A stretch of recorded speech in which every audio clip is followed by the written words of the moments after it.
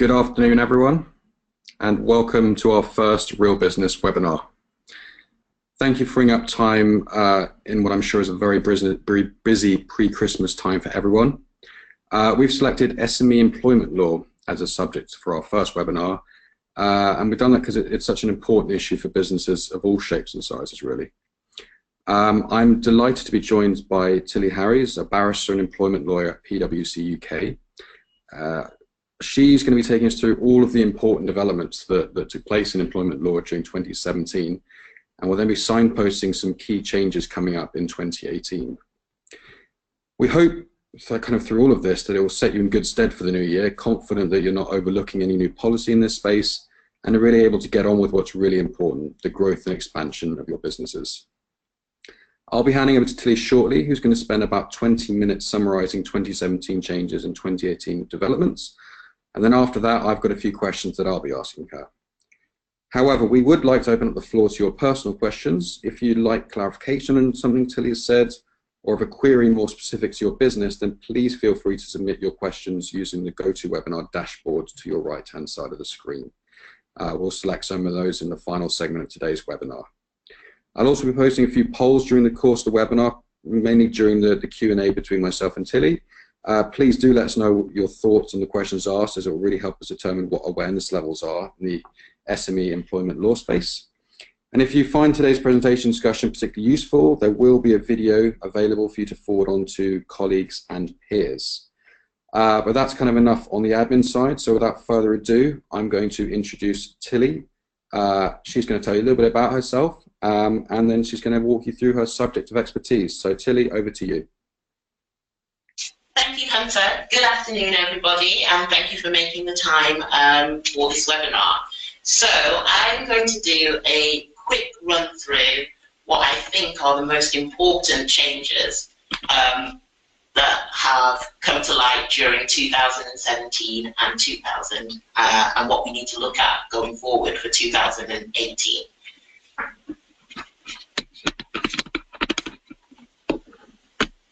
Right, if I just move to the next slide.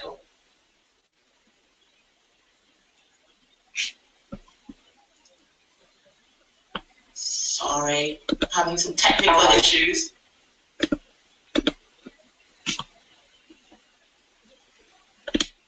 Okay, right, let's go through it. So if I start off with the first issue that really was the shock moment for employment lawyers across the country. This was our President Trump gets elected moment, really, in that nobody expected that tribunal fees would be abolished. But that was the decision that the Supreme Court made on the 26th of July this year, and the result of which is that claimants are no longer required to pay a fee when putting in a tribunal claim or to pay a fee when it goes to hearing. So you may recall that claimants prior to July 2017 were expected to pay up to £1,200 to progress with their cases. So the Supreme Court heard evidence that the payment of tribunal fees had led to a decline of between 66 to 70% in the number of employment tribunal claims. Now that was actually welcomed by businesses. Many were of the view that actually the majority of those claims were meritless and in effect were a trial by employees. However, the Supreme Court did not accept that, and they heard evidence from individuals who were saying they would no longer be able to, for example, pay their family's food bills in order to be able to bring a tribunal claim. So they are gone, and we have already started to see an increase in the number of claims being brought, especially at the lower end. So claims which have become almost extinct, like deduction from wages claims, for example, have now started to rear their head again. One-day unfair dismissal claims have started to arise again. And in some tribunals, we've seen increases of actually more than 100% in the number of claims that they have seen. One important point to highlight is that the government is now required to reimburse all fees that were paid since the fees regime started in 2013. And it's important to remember that that applies to fees that were paid by employers as well. So if you were involved in a tribunal claim and you had to pay judicial mediation fees, for example, £600, or claims or counterclaim fees, or even if you lost a tribunal case and you were required to pay a fee, required to cover the claimant's fees to bring the claim as part of the compensation awarded, you can seek reimbursement of those fees. The key issue for employers going forward on tribunal fees is it's going to become even more important than it was before to follow your procedures and to ensure that you have the right paperwork in place when dismissing employees, because the claims that we thought before we could now avoid, they are going to start rearing their heads again in terms of those unfair dismissals, deduction from wages type claims. Okay, the next issue that I thought I would cover is Uber and the gig economy. So we've heard a lot about the gig economy over the last year, and really I've got a little joke to tell, which is not that funny, but what do a plumber, a minicab driver and a bike courier all have in common? They are all workers and protected by UK employment law. So we have this strange spectre, really, of a worker status, and that is really what has been troubling the courts for the last year and will continue to trouble them into 2018. We all understand what an employee is. An employee is somebody who works under an employment contract and when they come to work and what they do at work is very much controlled by their employer, and they have full employment law protection and rights. At the other end of the spectrum, we have self-employed workers, and they take the financial risk upon themselves and decide very much when they will work and what they will do and how much they will charge. So an employee and a self-employed worker at the opposite ends of the spectrum. We then have in the middle this strange category of worker. A worker is not an employee, so they are not under the complete control of their employer.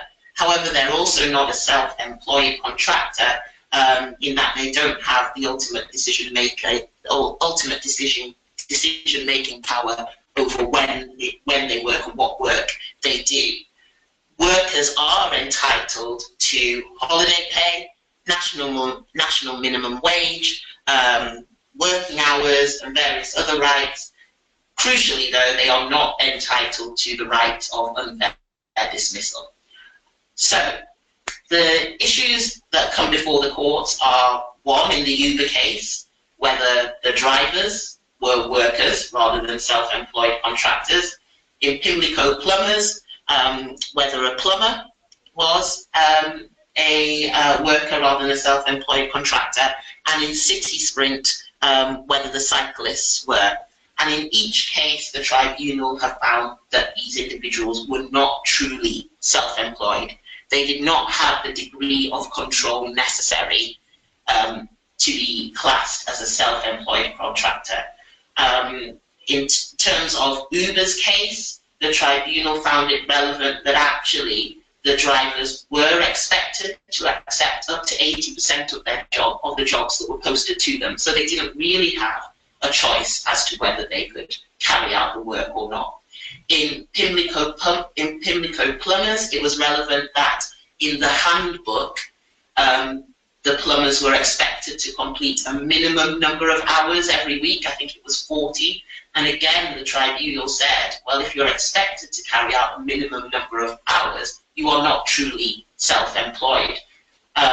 In City Sprint, the cyclists were expected to wear City Sprint's uniform. They were very much incorporated into City Sprint's business, and again, were expected to accept work. They had no real control over what work they did. And so the tribunals again said, well, these people are not really self-employed. They do not have the necessary control over what work they do in order to be classed as self-employed. Now, Uber is appealing, Pimlico Plumbers, also that case is going to appeal. So it's likely that these cases, they may well change. We don't know what the Supreme Court's going to decide. But at the moment, the courts are very much veering towards worker status rather than self-employed status. For employers going forward, it's going to be really important to set out in documentation as well as operate in practice clearly what the status is. So if somebody is indeed self-employed, that should be set out in the contract. You don't want to be putting in any signs of sort of worker status, such as minimum working hours, any expectation that they will be required to do any work that's offered to them. They should be given complete autonomy over what work they do, what hours they do, be given a right to send somebody else, a right of substitution, so that they don't personally have to perform the work. These are all things that you want in the documents, but they also need to be shown in practice. And there's also obvious things like uniforms, driving a branded car, all those kind of symbols as well of being incorporated into your business should not be there for a true self-employed worker. They should be a true entrepreneur in their own right, with the business seen very much as a client of the self-employed worker, rather than the person instructing them as to what to do. Okay, the next issue is holiday pay, and this really feeds into the previous slide in terms of the gig economy and worker status, because crucially, self-employed contractors are not entitled to statutory holiday pay, whereas workers are entitled to holiday pay. And we'll see in a minute why that's becoming a much more expensive issue for employers. So in terms of holiday pay, the key cases that have come to light this year are 1, Dudley Metropolitan Council, and 2, King and the Sash Window Workshop. So if I deal with Dudley Metropolitan Council first, in this case, the tribunal has held that voluntary overtime payments should be included in holiday pay. And when I say voluntary overtime, what I mean by that is overtime that an employer is not required to provide and an employee is not required to accept. So in this case, there were 56 employees responsible for the repair and maintenance of council houses. They had set contractual hours of 37 hours per week, which was their normal working hours. But in addition to this, once every 4 weeks, and in some cases 5 weeks, they were on an on-call register. They could opt to be on this on-call register. And once they had opted in, they would work additional hours. So they weren't obliged to work these hours, they weren't obliged to be on the on-call register, but once they were on the on-call register, they did work these hours and they received additional pay. The employer did not include these additional payments in their calculation of holiday pay. The tribunal said that that is wrong, that if voluntary overtime is classed as normal pay, and they said in order to be classed as normal pay, it must be regular and recurring. So if a pattern of overtime, of voluntary overtime, is regular and recurring, then it's normal pay and it should be used in the calculation of holiday pay. So regular and recurring. Now, as is typical with these types of cases, unfortunately, the tribunal did not give any explanation, any further guidance on what regular and recurring means, and said it would be fact sensitive for each case. So in the Dudley case, we have voluntary overtime occurring once every 4 weeks, every 5 weeks, over a significant period of time, and that's held to be regular and recurring. So All we can say is that certainly an ad hoc payment, let's say a one-off overtime payment that happens once in 6 months and then doesn't happen again for the next 6 months, that is not going to be covered. However, if you've got something that is happening, there's a pattern to the overtime. It's happening on a regular basis. Let's say every 2 months somebody works weekends, or someone is always required to work bank holidays, for example, and gets a special overtime payment for that, then that should be included in the holiday pay calculations. Now, there's a possibility of a further appeal to the Court of Appeal on this, so we may get further guidance again, but for the time being, it's very clear that all overtime payments, so we had the previous case of Bear in Scotland that said guaranteed overtime has to be included in holiday pay, and now we have the guidance from Dudley that voluntary overtime should also be included in holiday pay. King and the Sash Window Workshop, again, another bad decision for employment lawyers, really. And this case decided that the right to holiday pay carries over indefinitely. So in this case, the individual was a window cleaner. He said he was a worker. He actually claimed he was an employee, but he was found to be a worker.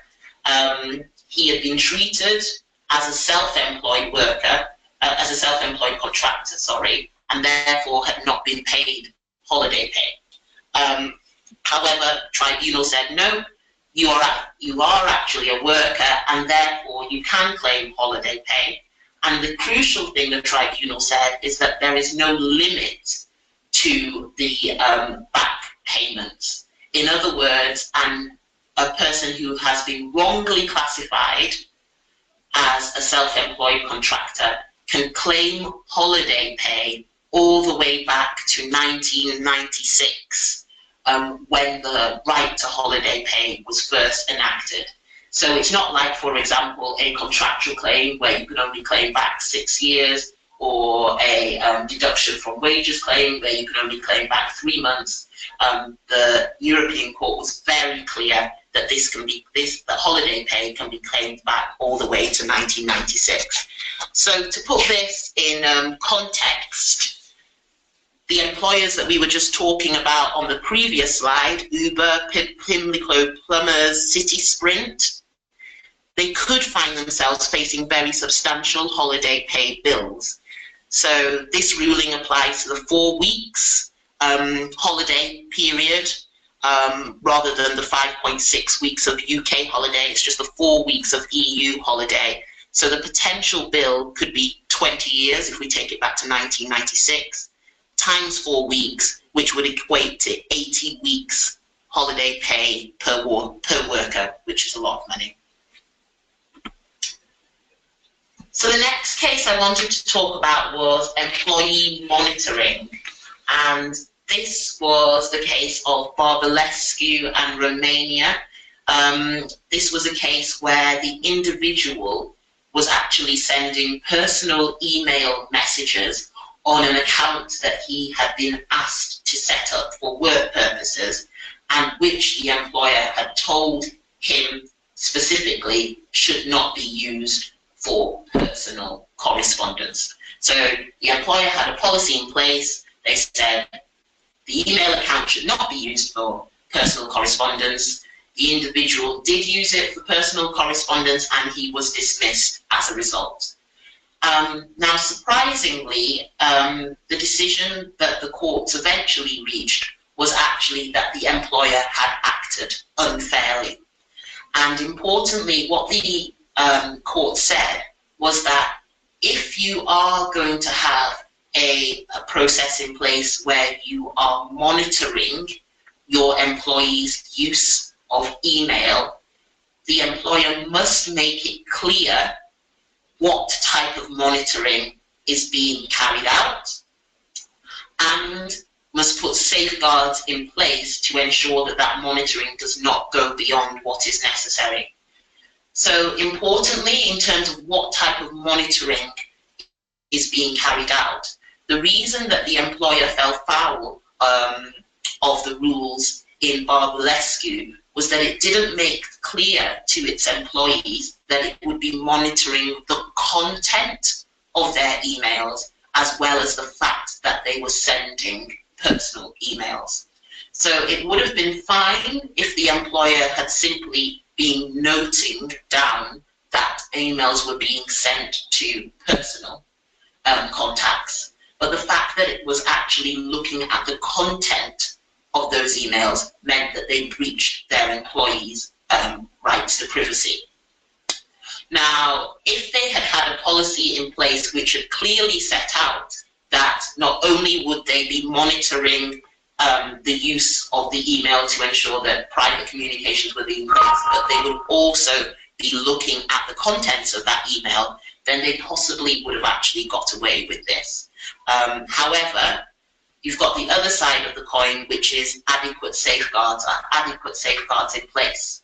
And one of those adequate safeguards may well be the fact that actually you're not looking at the content of the emails, you are just looking at the destination of those emails, i.e. are they just being used for work purposes or are they being used for personal purposes as well.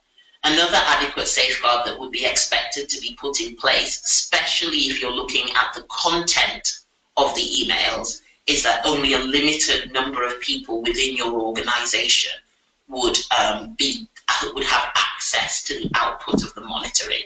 So in other words, it's not going to be a large number of people who are looking at personal emails. It would only be a few people, let's say the data protection team. So the key lesson for employers from this really is to have clear policies in place that set out exactly what is being done, exactly what type of information is being looked at, and what the consequences will be. So one, this is the type of monitoring that we're carrying out. This is the information that we'll be looking at. Two, these are the safeguards that are in place, as in only a number of people are going to have access to this, or we won't be looking at the content of the emails. And three, if you do breach these our policies, this is what could happen, i.e. you could be subject to disciplinary and possibly dismissal. Moving on to dress codes in the workplace. So this has been a hot topic this year. And two things really. One has been high heel gate in terms of the petition that was raised to the government that a new law should be brought in to prevent employers forcing employees to wear high heels. That petition was not successful. The second point was around religious dress codes, with hearings in the European courts on whether Islamic headscarves can be banned at work. And I think the two takeaways from these two things are that whilst there's nothing to prevent an employer having a dress code in the workplace, there's no legislation which prevents that currently. However, there is a danger that you can fall foul of discrimination rules when implementing such a dress code policy. And the key things to remember are that, one, you need to make sure that any dress code is applied equally to men as it is to women. So if you are asking women to be wearing specific things, you should also be asking men to be wearing specific things. And that is fine if it's to do with the culture of your business. For example, you have customer-facing employees and you want them to look smart and professional. That's fine. Or if there's health and safety reasons that mean you should be that you need to have a dress code policy in place. In terms of the religious aspect of it, I think the guidance that we would give is that in the UK, it would not be commonplace to have any kind of dress code policy that banned the wearing of Islamic headscarves or religious apparel unless it was for a specific health and safety reason. Moving on to salary sacrifice and the change that happened this year in terms of the finance bill. So there will be a change in the rules that will apply from the 6th of April 2018 to most salary sacrifice schemes. So the only exclusions are in relation to childcare, cycle to work, pensions, and ultra-low emission cars, which won't be covered by this. But other than that, your other salary sacrifice schemes, so for example, a scheme whereby an employee gives up some of their salary in return for a mobile phone or in return for a company car, they will no longer attract the NI and tax savings that they had historically. Why has the government brought in this change? The government was of the view that this was a benefit that was being enjoyed predominantly by larger companies who could afford to put these arrangements in place, and therefore smaller companies were losing out. That has not been our experience. However, that's what the government felt, and so it scrapped those tax and NI benefits, other than for the exclusions that I've set out on the slide. So going forward, employers will need to make employees who are enjoying such benefits, they'll need to make them aware of the changes and make sure that arrangements are put in place to ensure that the correct tax and NI contributions are going to be paid on those kind of benefits going forward from the 6th of April 2018. The next issue I'm dealing with is enhanced shared parental pay. And this is an issue that's come up as a result of the case of Ali and Capita Customer Management. So you will be aware that we now have a shared parental leave system in place whereby a father or a mother's partner can choose to share the mother's maternity leave. And so take leave. They can take leave at the same time or they can take leave separately, subject to the mother having the 2-week compulsory maternity leave period. Now, when shared parental leave was first introduced, the question that we always got was, do you have to enhance shared parental pay if you have enhanced maternity pay? So a lot of employers, a lot of companies will offer enhanced maternity pay. Let's say that, for example, you receive full pay for the first 3 months of your maternity pay, half pay for the second 3 months, for example. So a lot of employers enhance maternity pay. And their question was, do we also have to enhance shared parental pay? And our response was no, because we had the case of Hextall and Chief Constable of Leicester Police, which made it very clear that you could offer full pay to mothers on maternity leave, so you could offer them enhanced maternity pay, at the same time as only offering statutory shared parental pay. However, the case of Ali and Capita has thrown confusion into this. Mr. Ali was an employee, he was a father, whose wife unfortunately suffered from postnatal depression. And the advice was that she should return to work in order to alleviate the depression. So she took her 2 weeks compulsory maternity leave and then returned to work. Mr. Ali then sought to take shared parental leave so that he could look after their newborn child. Now, Capita had a policy in place where they paid enhanced maternity leave to mothers of 14 weeks full pay, I think, and they only paid statutory shared parental pay. So Mr. Ali said, well, I'm being treated unfairly because I'm a man. I should be given the same enhanced maternity pay as a mother would receive taking enhanced maternity pay. The tribunal accepted. The tribunal took a very modern approach and said, well, actually, In 2016, 2017, there are many fathers who are taking an increasing role in the care of their children, and there is no reason why a company's procedures should assume that the mother will be the primary caregiver rather than the father. And therefore, if you are offering enhanced maternity pay, it is direct sex discrimination not to offer enhanced shared parental pay, because you are treating mothers more favourably than you are treating fathers who choose to take the key role in childcare. Now, Ali is being appealed, and Hextol as well is being appealed, and really, until we know the outcomes of those appeals, we're really no further forward on what should be done.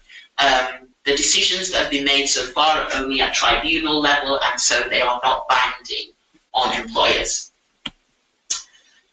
Moving on to GDPR. So the General Data Protection Regulations come into play as of the 25th of May 2018. They are wide-ranging regulations that will impose much more stringent obligations on employers. I'm only going to flag a couple of the sort of key employment aspects of the GDPR that employers really need to be focusing on going forward. So one key aspect I'm going to focus on is consent. So historically, employers have relied on their employees' consent in order to process data. It will often be a clause in the contract of employment, for example, or it will be put in some kind of policy that if you haven't objected to, then you will have consented to the processing of your data. The GDPR is very clear that that kind of consent will no longer be valid. The GDPR sets out that inequality of bargaining position makes any consent invalid, and sets out that the employment relationship is a clear example of that inequality of bargaining power. Basically, that the employee does not really have a proper choice as to whether they give consent or not. So what is going to be important for employers going forward is to identify another legitimate ground on which they can process employee data. So they will need to identify what that ground is, and they will need to set that out in writing to their employees through the provision of privacy notices and other documentation that makes it clear what they are basing their right to process data on. Consent can no longer be required of. Can no longer be relied on, sorry. The other issue I wanted to touch on was subject access requests. So we've all got used to the regime of the employee has to pay £10, and then the employer has 40 days in which to respond to a subject access request. That will no longer be the case post 25th of May 2018. Going forward, employees will no longer be required to pay a fee, and employers will only have 1 month to respond to the subject access requests. Key things as well, the employee can make a electronic request, and the employer can respond electronically, and as well as providing all the data, the employers will also be required to provide information as to why they are processing that data and the lawful basis for processing that data. So I think subject access requests are going to become a lot more contentious than they previously were. National minimum wage. I flagged this as a key issue for employers going forward because we are seeing a lot more activity in this space. So HMRC are really starting to focus on whether employers are complying with national minimum wage. And in the last year, we've seen Debenhams, John Lewis, Argos all fall foul of NMW regulations. And the reasons for this is it is not as straightforward as it may initially appear.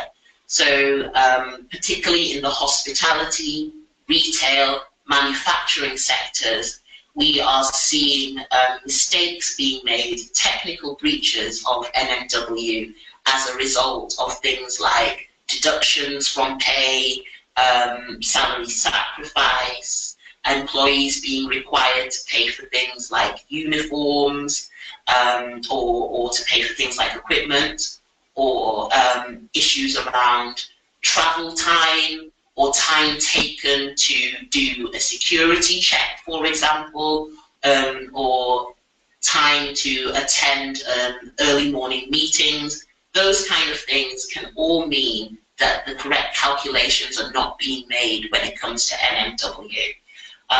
Important things to bear in mind are that the HMRC can charge up to 200% in terms of penalty fees, and in terms of penalty fees on the back payments that haven't been made, and that employees can claim back up to 6 years worth of underpayments in national minimum wage.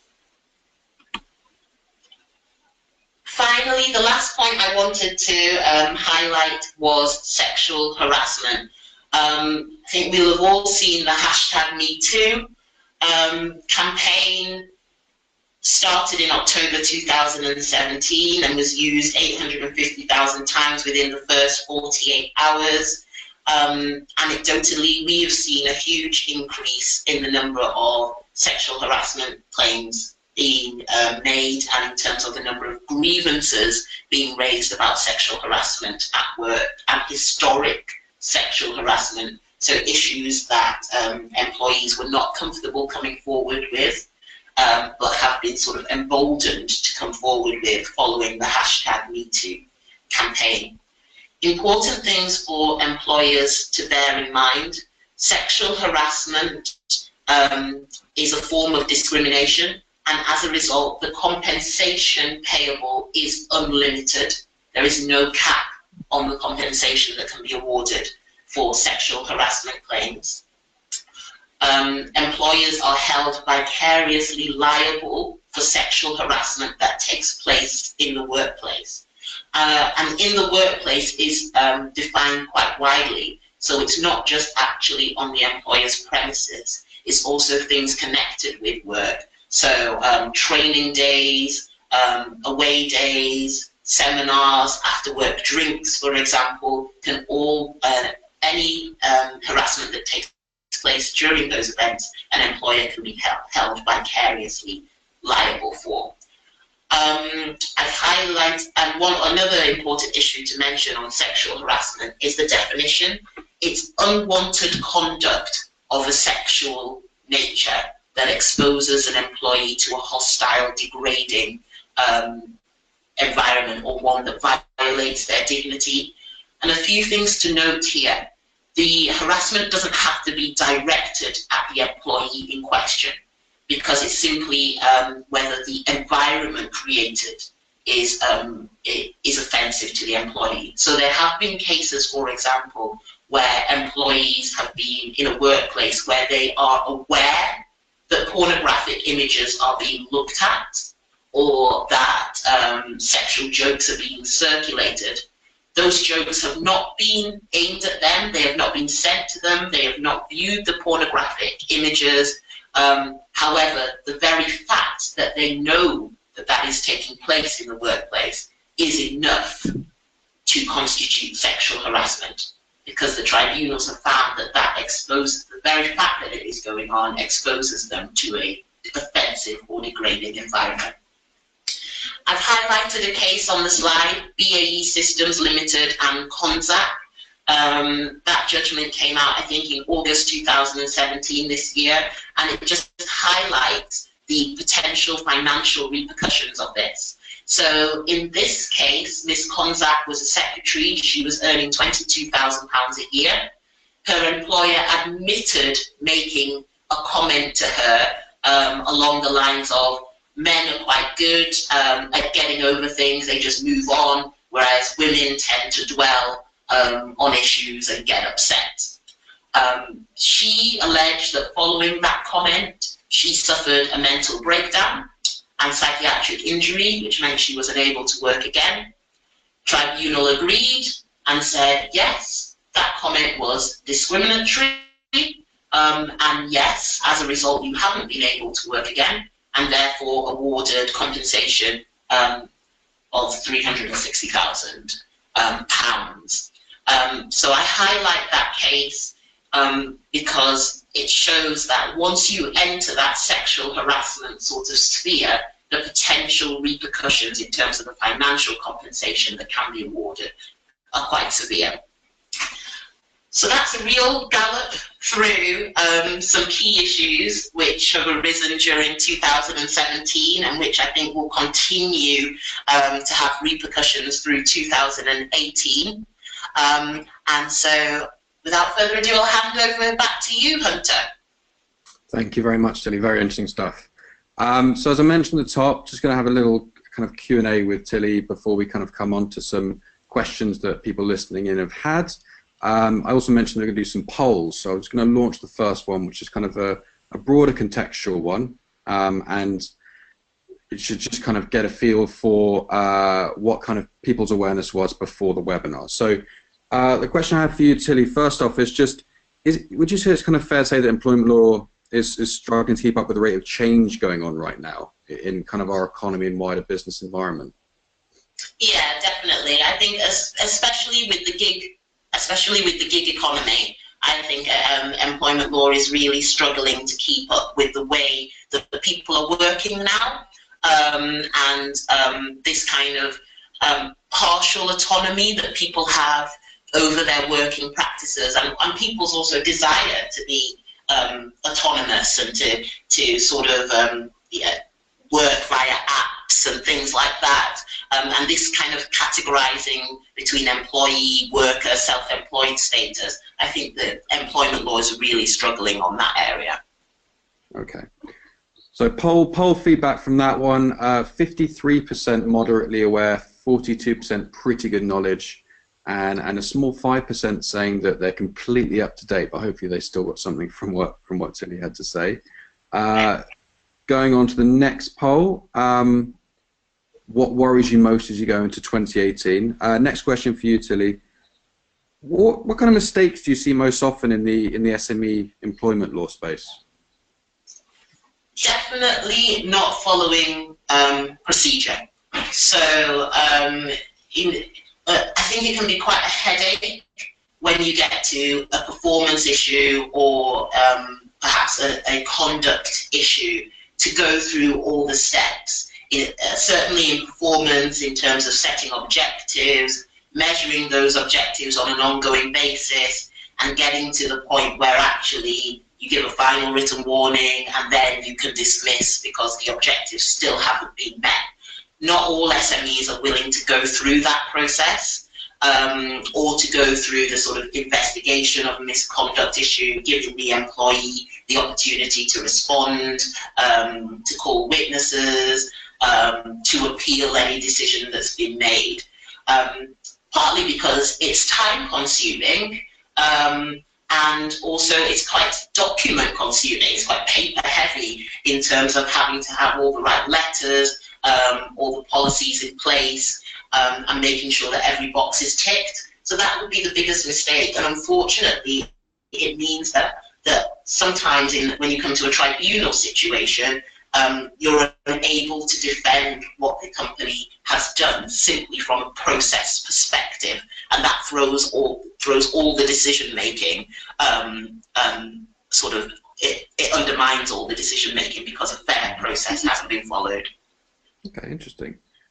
So probably unsurprisingly, answers to that last poll, over 3/4 of you saying that GDPR is the area that's worrying you most. 5% saying tribunal fees, no saying holiday pay changes, 5% national minimum wage increases, and 11% other. So obviously GDPR is something that's going to affect everyone, and we don't quite know how it's going to play out. So it seems like it's worrying quite a lot of you.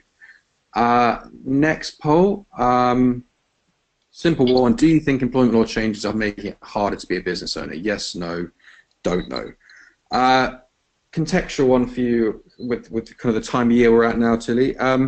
In light of kind of the significant amount of sexual harassment allegations that have recently come to light, is it still a good idea for employers to host a Christmas party? What's your advice around here? So I've heard that quite a few times with some employment lawyers saying actually maybe it's a bad idea nowadays to have a Christmas party or Christmas drinks. I don't agree with that. I think what employers should do is send out a message in advance of any Christmas party, just clarifying the kind of behaviour that's expected, clarifying that it is still a work event, and that people should appreciate that, not get too drunk and behave accordingly. But before that as well, you need to ensure that the work is done. As a fundamental, employers should ensure that they are providing bullying and harassment training to all their employees, which clearly covers what sexual harassment is, and what employees' obligations are in that regard, and how to report it should there be an issue of sexual harassment.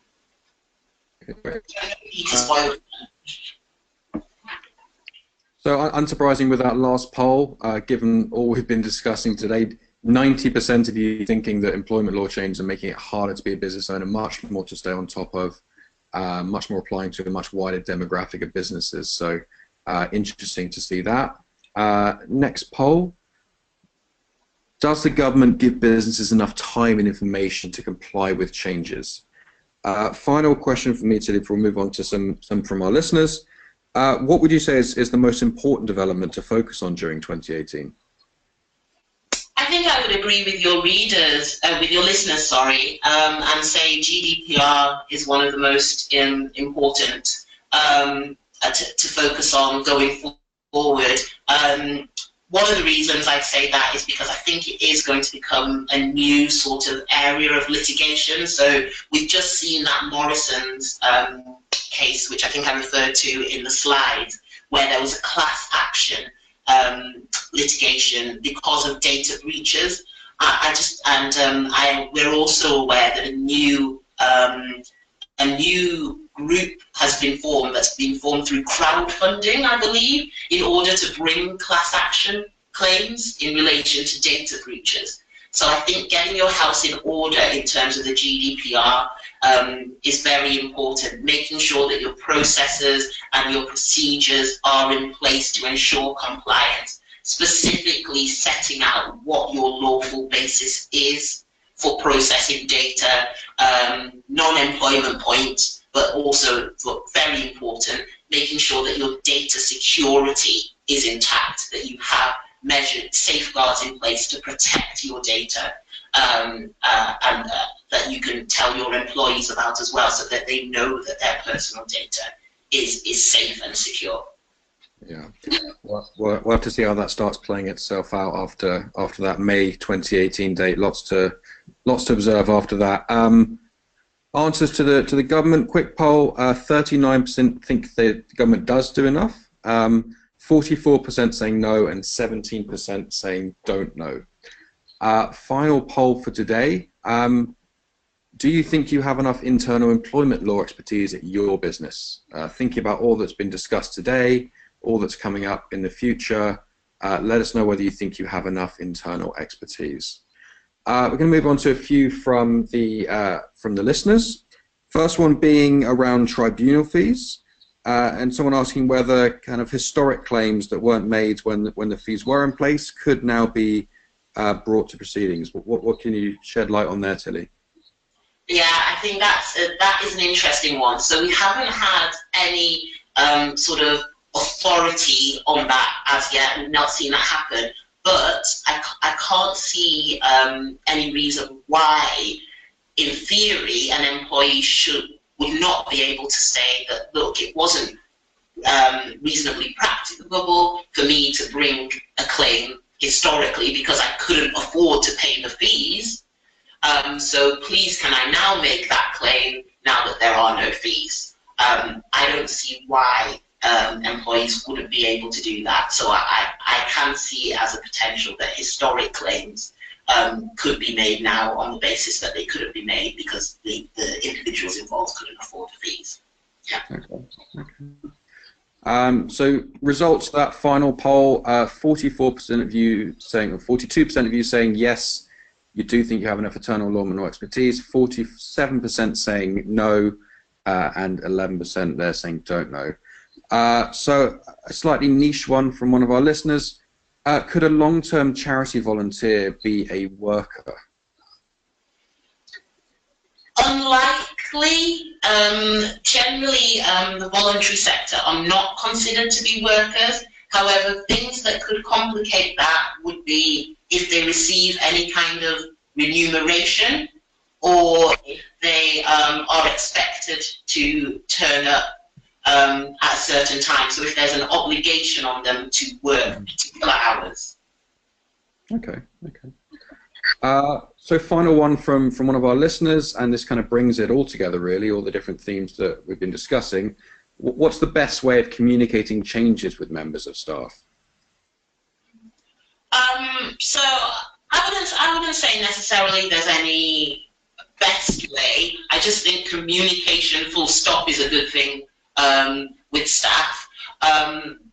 One of the things where employers fall down is if you are doing it in such a way that actually it's unlikely that they would have seen it. So, so you want to definitely do it in through a mechanism that they are likely to read. So whether you have bulletins that you send them, or you have a portal, for example, where you post employee information and making it clear to them that relevant information is being made available on that. It's just putting it in some kind of way through using some kind of mechanism that you are sure that they will actually read. Okay. All right, well, I think that's kind of all we have time for today, but thank you very much, Tilly, for answering those questions there. As I mentioned at the top, there will be videos available of the entire webinar for you to refer back to later, to share with colleagues and peers, that kind of thing. Tilly is open for you to get in contact with her if you do have any alternative questions that you haven't thought of now or come up in the future. You can get her at tilly.harries@pwc.com, Harry spelled Harries, so please drop her a line there if you do have anything. All that remains me left to say is thank you very much for joining us today. Thank you, Tilly, for your expertise there. Lots to watch out for in 2018, but I hope that the webinar today has given you a bit more insight into the different things you need to be considering, what conversations that you need to start be having internally within your SME growing business right now, and just a bit of peace of mind over the break. So I hope you all do have a very good Christmas and New Year. Thank you very much for listening in. Thank you, Tilly, and goodbye.